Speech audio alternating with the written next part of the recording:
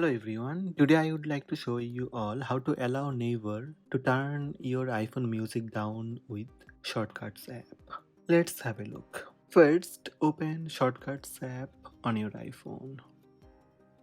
Then tap Automation from bottom menu. Tap blue New Automation or you can tap plus sign on top right.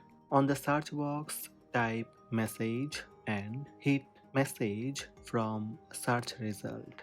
Now beside sender, tap choose set your neighbor in the sender field. Then tap done on top right. Beside message contains, tap choose. Only run this automation when a message contains the following. Type volume down in message contains field. Tap done.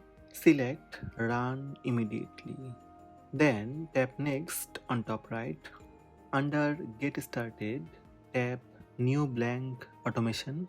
On the search box, search set volume, then hit set volume.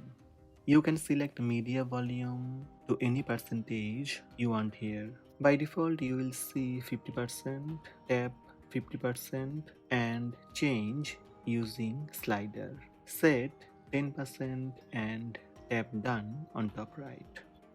That's it. Automation created. Close Shortcuts app and open Messages app.